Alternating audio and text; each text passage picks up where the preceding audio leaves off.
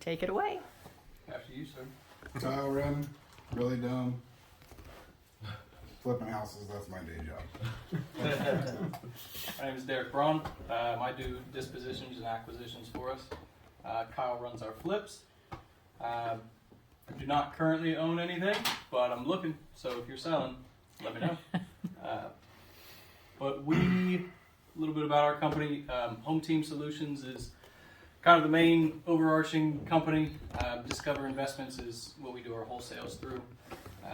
In the past 2 years, Jason mentioned it, we've done a little bit over 100 flips, about 28 wholesales, and grown our team of 10, even though he left us, but that's all right.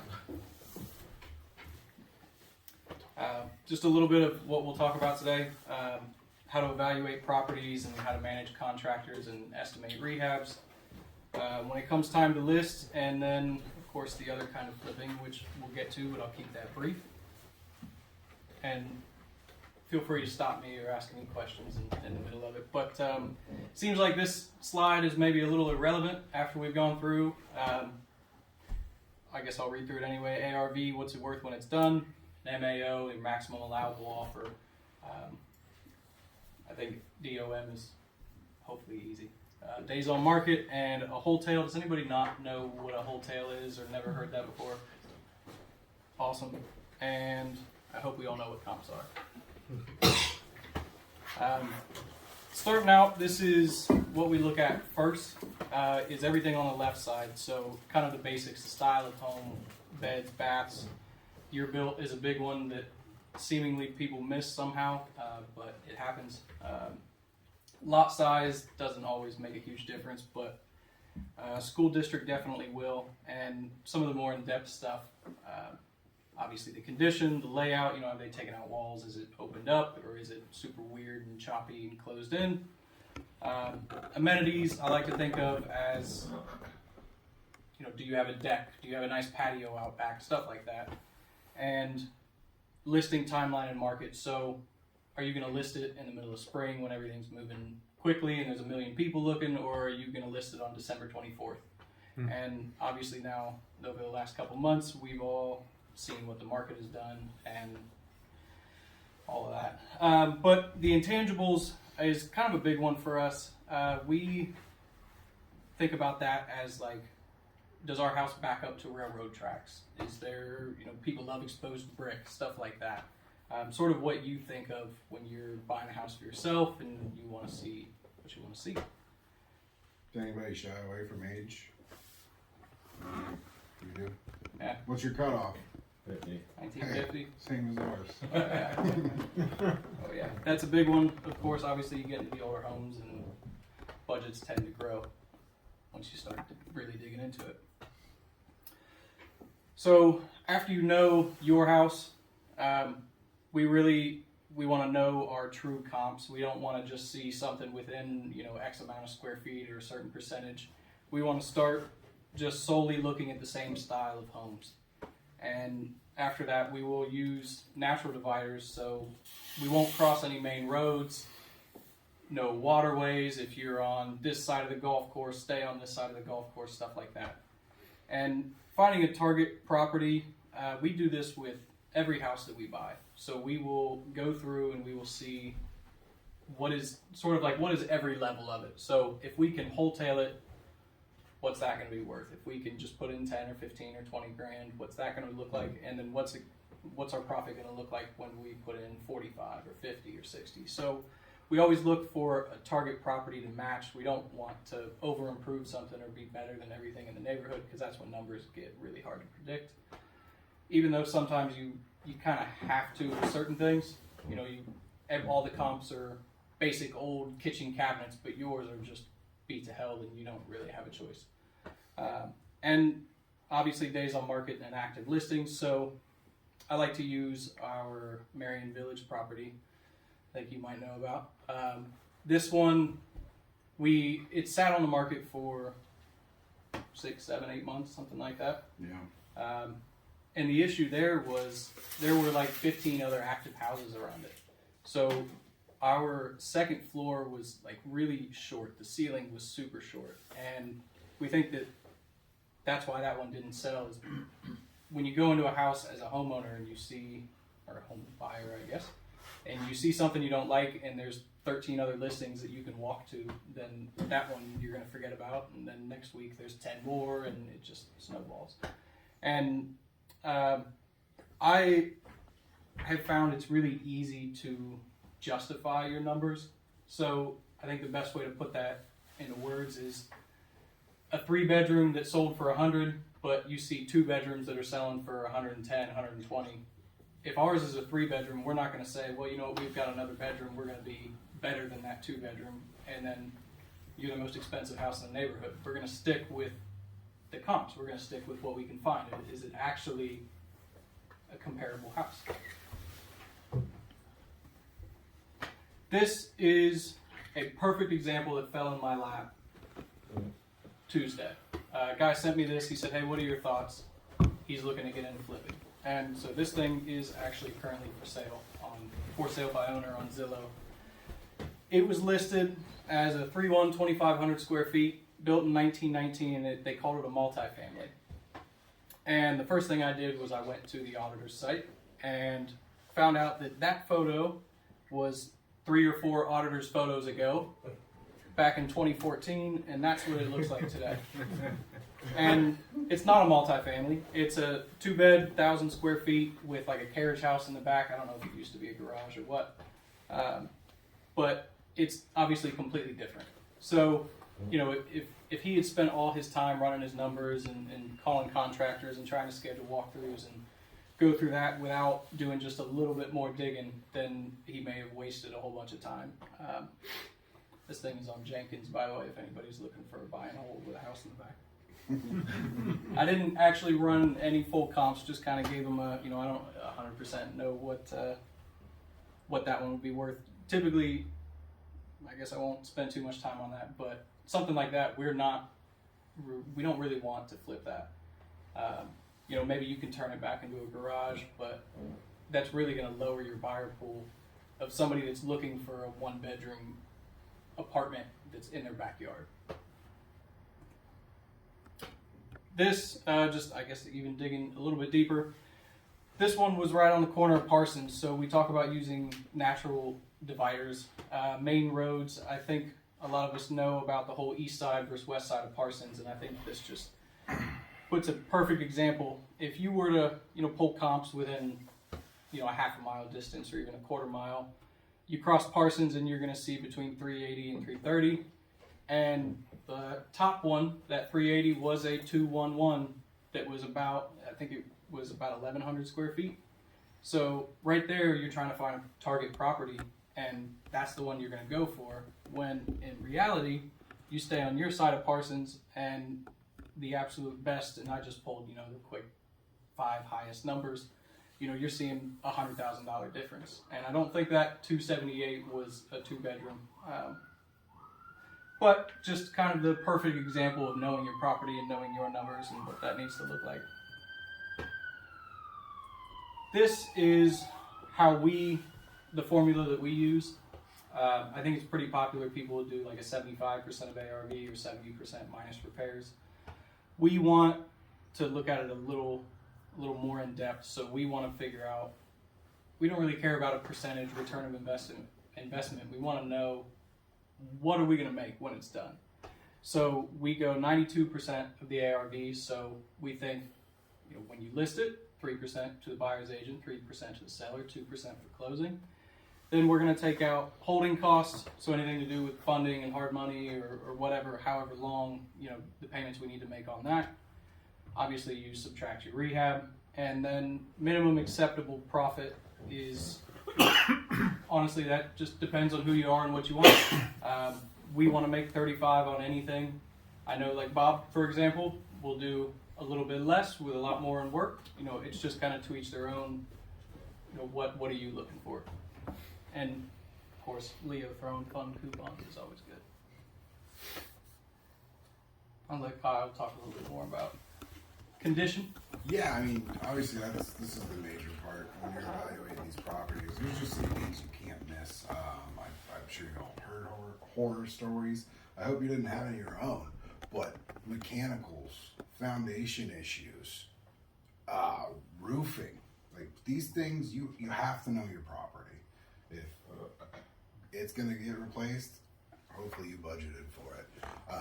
Those are the first things we look at when I'm setting up a budget for a property. Then we have the other stuff. I mean, I consider that more minor. I mean, I'm doing flooring at 98% of the houses that we take on. We're gonna do flooring, we're gonna paint. So those are all costs that we know. It's just avoiding the mistake of, I didn't account for this and it just cost me 20 grand. Like the example of smells too. Smells is another big one, yeah. We bought a house in Newark, and the guy had a lot of cats. It was pretty bad. I've walked into a lot of stuff. I've seen a lot of nasty stuff, and this was the first one that I had to kind of compose myself and just get through. And when we finally bought it, and we started ripping out walls, trying to get rid of smell, and we found 13 dead cats in the walls, and yeah, that added what to our budget? 8, 10, something like that. I think probably bonus smell mitigation was probably like an extra 8 grand, just because it's like, oh, holy cow, we didn't think we were gonna find this many dead cats in the walls. Yeah. So yeah, Yeah. that's an area where we missed. Now I start seeing if I can find dead cats in the walls before we buy the property. The sad part is there were already plenty of holes in the walls. That's the sad side. Just crawl in there.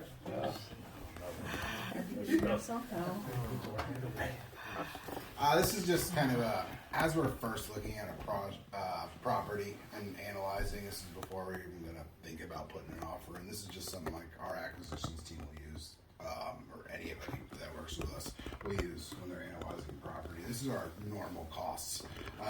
This is, you got to know us a little bit because it is a little bit confusing, but basic cost for what we're going to put into a rehab with some bonus upgraded areas. If I'm going to upgrade a kitchen, upgrade a bathroom, and then also most of the people, they'll come to me immediately. What's our current roofing pricing? I mean, I'm paying $310 a square right now for roofing, but that ebbs and flows, so all that kind of stuff. But yeah, this is just a quick budget. This is like before our deep dive. And we have another budget sheet, right? All right, these numbers are close. Let's look at it harder. Yeah. This kind of helps you run those initial numbers to see, is it even worth checking out, or are we 80 grand off? Contractors, that's the big one. I think I saw some of you guys do your own work. I mean, other people using crews as well. The vast majority of my time is spent finding new people. They're only they're as good as they're gonna be until they're not. So this is what we've seen. Good description. Yeah, yeah. I mean, I've had some great guys. It's like, man, this is gonna be a great year, and 2 projects later, they're gone. They don't answer the phone anymore. The biggest thing with us too is setting those expectations. We're gonna do exactly what we tell you we're gonna do, and we expect the same. Who's hiring crews? Who's doing it themselves? Anybody hiring crews, or everybody doing it themselves? You're hiring crews. Yeah. So you've seen that, I'm sure you have. Just in those, like you said, 5 flips. Well, hopefully you haven't, but the odds There are was one crew, it was different crews that started and finished. We lost on the way. Yeah. Yeah, and I mean, knowing that, we keep a close eye on that too. I mean, this is my full-time job. I'm hitting these jobs darn near daily, and I'm talking to people on the way, cold calling contractors, just seeing where we can grow and who's going to be in that pipeline. There's lots of stuff I don't know, but I can find a number pretty damn quick to figure out who does, and they can inform me on it. Communication, obviously. I'm at these places all the time. We work with 5 crews right now and can expand up to 10 within a week. It's just people that we've built in this pipeline to do the volume that we do. Make sure you pay them. That's the biggest one. You tell me you're going to pay them on Friday, try to pay them on Thursday, but definitely pay them on Friday. Any questions on any of that?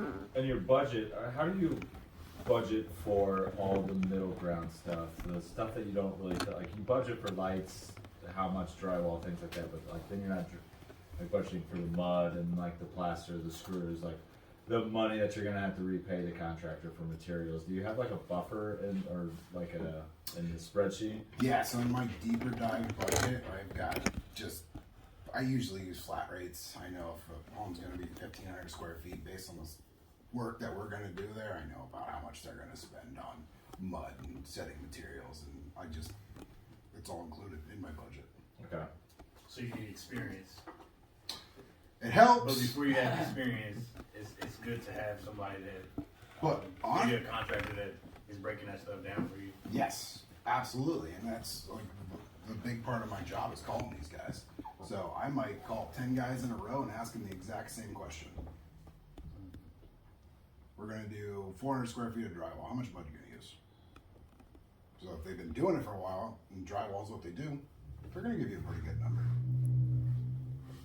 And are you usually buying materials and for the contractors, or do they send them out? Great question. We buy all the materials because I don't pay for anything before work's completed, and that's hard to find.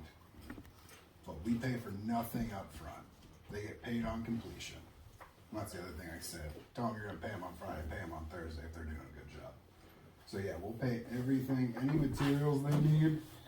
They can either do phone orders, or we bring it to them. Okay. And why is that? Why wouldn't you go get the? Easiest way to avoid any upfront money. That's Because 90% of the guys are like, I need some money to get started. yeah. Well, I already got you all your materials. Get started. Yeah.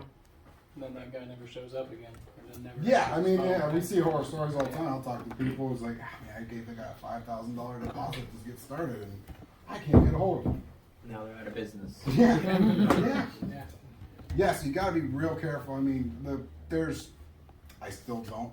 Of the 5 crews that I work with all the time, I'd pay them all 2 weeks in advance. I don't, but I would, because we garnered that trust. We've done 100 flips in the last 2 years. So.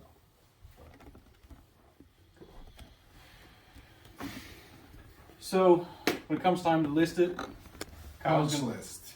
punch list. That was probably our biggest growing stage. When I first started, I'd go into a property. This is after the work's done. The contractors told me they're done. Everything's perfect. It's great. I'd go in and fill up a page. College rolled, tiny. I mean, there's 50 things on here. It's like, well, yeah, we're not done. For the 5 crews we're working with right now, I mean, I'll go into a property, 5 things, usually pretty small. But that's just the relationship too. I mean, these guys see me all the time. I'm like another kid to them. Just as annoying too. So we always stage our flips. I definitely recommend spending $1,000, $1,200 is usually about what it runs. I think it helps the retail buyer kind of picture how they're going to do the house. They can see, everything with it and kind of put things together in their own head, and it helps them want it more, I guess. Professional photos, of course. Speaking of active listings, this was not in Columbus, this one on the left, but he just really liked his couch, I guess. And strategic pricing. I know we've talked about, houses that take a little bit longer than they should. We'll price them a little lower, hoping they'll sell a little quicker and just kind of move on to the next. I was looking at a house to buy myself, not a rental property, but a primary residence, a couple weeks ago, and this thing was listed for $250. And so I'm going in, I'm pulling comps on them to see, hey, are we going to run into any appraisal issues or anything like that? And I see the same style, not even really as nice, not as updated, and they're selling $270, $290. They went active on Friday, offers due Saturday at 3. They had 80 showings because they priced this thing perfectly. I offered 25 over and didn't get it. And the other type of flipping, which I have to touch on as the wholesale guy, flipping contracts, if you will. What is it? How does it work? Essentially, I go to Kathy and I sign a purchase agreement for $100,000. And while we're still in contract, I haven't closed or anything, I go to Kyle and I sell him a contract for $110,000. He pays his $110, she gets her $100, I take a $10, I take 10 at closing. A lot of people, it's not 100% legal all over the country. We get away with it in Ohio because it falls under contract law. So we're not selling a house for somebody, we're selling a contract. And why would you do it? You know, if you don't have any earnest in it, if you have a 10-day inspection where you can find a buyer, you know, if you need to back out of that contract, it's, you know, nothing. You're not risking anything. You know, you might do it if you're uncertain on numbers. There's, you know, as many comps as you pull and as far as you want to dig. Sometimes there's houses that are just really hard to pinpoint. What's this thing going to sell for? But somebody might be willing to take that risk. And if you want to capitalize on every deal, say, you know, you're doing it yourself, you have one or two going on, but, you know, your neighbor's selling their house for a good price, you know, why not take 10, 15 grand, whatever you think somebody else would pay for it, and make a little bit of money that you wouldn't have otherwise. And networking, you put deals in front of people, people want to talk to you. You know, that's where you're going to make connections, you're going to meet new contractors, and just, you know, well, that's why we're all here, is to network. So that is about everything. Any questions? Anything? Absolutely. How are you finding your leads? 100 flips in 2 years? So Found a lot of leads. we have, I think it's 8 cold callers that work for us. So I know like a lot of companies will do lead gen and then send you leads. We wanted to have a little more control over their script. What are they talking about? Can we listen to some calls, coach them up? We have, I want to say it's 2 texters that do that, all, you know, cold calling, cold texting. Mail is hit or miss, kind of getting back into that, and did TV ads last year for a couple months, which didn't turn out great. But yeah, just marketing channels. J-Rob? When you're talking about estimating rehab costs, I'd recommend the Bigger Pockets book on estimating rehab costs. Yeah. It's great because it breaks down like all the different components of anything on a scope of work. Like, what are the different pieces of a roof, right? Yeah. How does a contractor price this out? You know, what are the different things that go into them actually getting the job done? And so that will just give you like a back of the napkin, like how do I estimate things? But then after you get a few quotes back for different scopes of work items, you can get like a general idea of like what different things cost. Like a full bathroom renovation might be like $6,000. Like a full kitchen might be like $8,000. You know, you can just like back of the napkin it to figure out if it's like a deal or no deal, and then get your contractors in there to validate that. My question for you guys was, are you guys just like managing a Rolodex of like subcontractors and you guys have project managers to actually manage renovations, or are you working with like general contractors and then partnering with them, just like providing the materials for the job? I'm actually the project manager, so yeah, I'm taking care of all the contractors. Cool. Doing some little stuff. I'm not good at finished work, so I stay away from that. And we will also buy off the MLS and other wholesale stuff like that too. So not tons of those with bigger profit margins, you know, that we're going for, but always willing to look and see if we can make it work. Who are you cold calling? Where are you getting the numbers? So we're pulling lists, you know, absentee owners and everything in between, code violations, all that sort of stuff. Dump them into the system, and I'm sure you guys You track the probably get conversion blasted with rate some for of that? What's your? So typically we think about it like a funnel. For every 100 leads that come in, we'll probably qualify about 20 of them.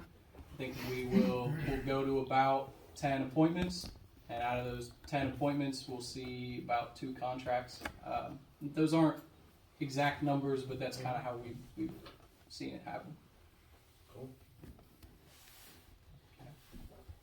What's your biggest red flag fire contractor, like in terms of someone who's doing a full, like as you're working with someone new? What's your first point where you say this has to stop and we need to? Well, you introduced me to that.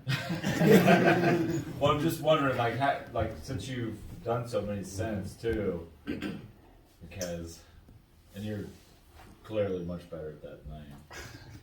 Well, you cultivated 2 of the 5 crews that I still keep, so. Okay. We definitely get credit for that. Biggest red flags, lying, number one for me. You're gonna start lying to me, especially on dumb things. Don't lie to me on dumb things, because that's gonna be my first red flag. And then I'm at these properties every day. I know what it looked like yesterday. You haven't done anything today. You're still expecting a paycheck on Friday. Most of them weed themselves out because they didn't do anything. So when Friday rolls around and I don't pay them, they show themselves the door. But when we have to fire them, I mean, it's really just a quality thing. Okay. They overstated what they're capable of, and clearly that was not the case. So cut it quick, just be done with it. How do you balance like work complete and like quality as far as dealing with firing contractors or not paying contractors? So I had some contractors pull off some wallpaper, and it was ferocious. It was just like, y'all, there was no way they were supposed to pull it off, sand it and paint it. They just pulled it off and painted. And I'm just like, well, this is not what we had in the contract. They were like threatening liens and all these other things, which will cost them more money in the long run. But yeah. Go ahead, you have any- No, I was just gonna say, yeah, but my question is, how do you balance like quality? I was just gonna go back to my original question. How do you balance quality and completion with being paid to? Being very detailed with what we expect when we start a project. We have a scope of work. They get that copy of the scope of work. They've got site rules, what we expect, how this is going to happen. They're getting all the materials from us, so these materials worked everywhere else. I don't see why they wouldn't work here, so that's no longer an excuse. And yeah, just staying on top of it. I mean, communication too. Like I'll give people plenty of chances because lots of things can be fixed and can be fixed rather quickly. Yeah, I mean, it's just a time thing. Keeping an eye on it. You guys have any of your own crews? You sub everything out? You We have, have your- 5. you have 5 of your own crews. They don't like. They're not paid by Hometeam Yeah, or W2. yeah. Yeah, so technically they're subs, but they work exclusively for us. Okay, that's what I asked. Yeah. So no name dropping the. I'll give you everything but those 5. Yeah. You want a copy of our budget sheet? I'll send it all to you right now. This is how we break down a property, but you can't have those 5 guys. And I will say they do have a unicorn of contractors that I've thought for years. There's another one out there, and like I You're have down, yet- still I haven't found yet one. to find. Yeah, we have person a of that guy quality. where he's amazing. Yeah. I mean, there's just no ifs, ands, or buts about it. He's amazing. I can walk him through on a property and tell him exactly what I want and show up 4 weeks later and haven't even taken him any material. He's like, no, it's just easier for me to go Or get it. money. That way I don't have to wait for it. I don't have to give him any money. Then you get done with the project and you owe the guy 60 grand. You're like, okay, let's stop this. Let's at least pay 20 a week. But yeah, we have a guy, he's just amazing. He's obviously our number one, and yeah, nobody's ever gonna get his name or number.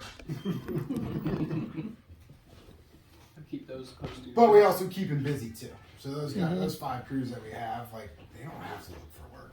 And we pay a little less than other people, but they never have to look for any of their own work. As soon as they walk off of one job, right to the next one.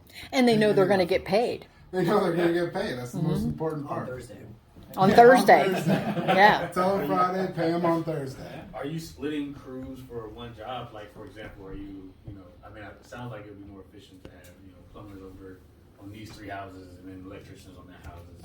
So we actually don't have it broken up by specialty. The 5 main crews, they can handle electricity, they can handle plumbing, every aspect of the job. Now they'll get in over their head sometimes, and then I'll call in plumbers or electricians. They can do things within reason. If we're gonna do a full rewire now, the electrician's gonna go in there, and that's just scheduling. We try to keep that in mind, so if I know I'm gonna need an electrician at a property and I can get him in there before them, all that work's done before my regular crews even get there. How do you find new crews? Calling, talking to people at Lowe's. I mean, you can Trying. usually, Sitting at try the something pros out. desk. Yeah, honestly, I meet more good people anymore. I used to call a ton of people, and now I'll call maybe a couple a day. But I'm in a Lowe's or a Home Depot or I'm in Nards almost every day, so just talk to some guys. I can't find a great roofer right now. I have a decent roofer, but I need a great roofer. And we try to have backups too.